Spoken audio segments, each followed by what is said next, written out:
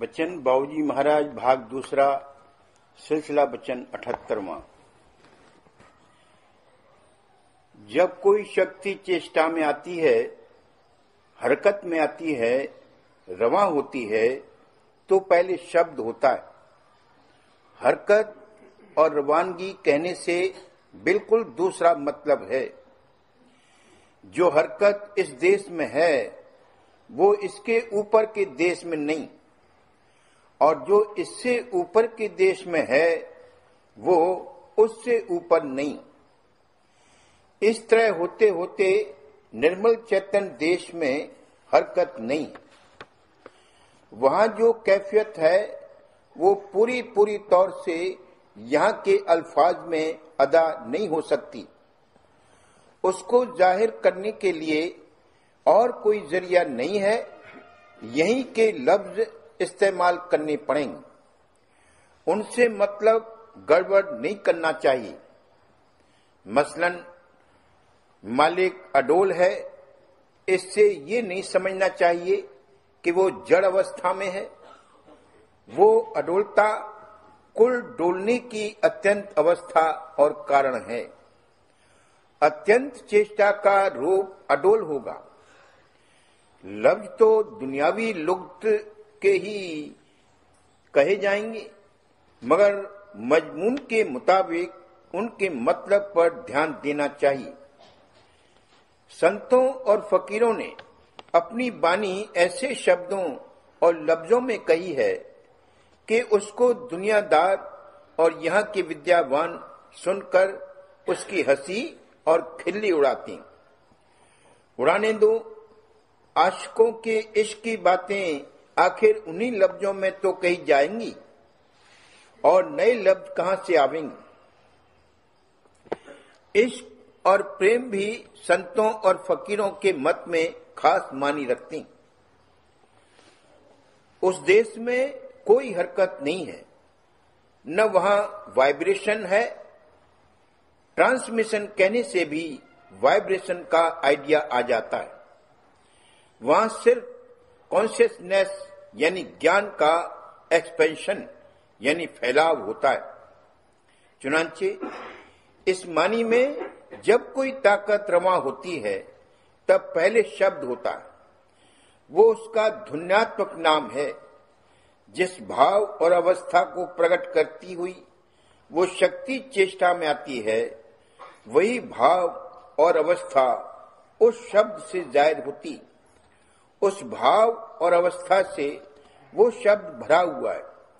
उस शब्द में वही शक्ति मौजूद है।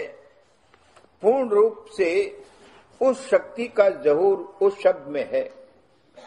जब उस शब्द में समाएगा, उसके निकास स्थान में पहुंच जाएगा। इसी को मंत्र सिद्धि कहते हैं। आचार्यों ने जिसको मंत्र कहा है वो अपने चक्र की धुन का वर्ण है। अलग अलग चक्रों के अलग अलग मंत्र हैं। हर चक्र से धुन निकल रही। किसी मंत्र की विधि पूर्वक कमाई से जब उस चक्र पर पहुंच जाएगा, वहां की ताकत हासिल हो जाएगी और तब वो मंत्र सिद्ध हुआ कहा जाएगा। पुराने वक्तों के अभ्यासों में चक्र बीनने की विधियों में एक ये भी थी। संस्कृत और अरबी जबान में जो धातु रूप वर्ण हैं वो अंतरी धुनों के वर्ण हैं। उनके आपस में मेल से फिर शब्द बने हैं। जिन नामी और शब्दों में उनके नामी से जाति ताल्लुक है वे ध्वन्यात्मक शब्द हैं। इस्तिलाह से जो शब्द बने हैं जिनमें उनके नामी से कोई ताल्लुक नहीं, वे कृत्रिम शब्द हैं। शिव नेत्र के स्थान पर शिवजी ने डमरू बजाया और उसमें से जो धुनें निकली उनसे पाणिनि ने व्याकरण बनाई, जिसके कायदे कानून कौमुदी और महाभाष्य वगैरह में हैं। वो असली धुनें बहुत कम थीं और उनमें से कितनी ही का तो अब पता भी नहीं। मगर उन्हीं चंद धुनों और धातुओं से सब भाषाएं बनी। पहले शब्द हुआ, फिर रूप बना, और फिर घ्राण, रसना और त्वचा के ज्ञान पैदा हुई। दृष्टि का ज्ञान बड़ा भारी है, मगर श्रवण दृष्टि से भी ज्यादा सूक्ष्म और लतीफ है। बिना श्रवण के यहां भी ज्ञान पूर्ण नहीं होता। मसलन थोड़ी देर के लिए मान लिया जाए कि हम न सुन सकते हैं, न देख सकते हैं, और न सूंघ सकते हैं, और न रसना का ज्ञान है, सिर्फ छू सकते हैं। ऐसी हालत में किसी आदमी को छूकर उसका कितना हाल जान सकते हैं। अगर रसना से ज्ञान कर सकें और सूंघ सकें तो और ज्यादा हाल मालूम हो सकता है।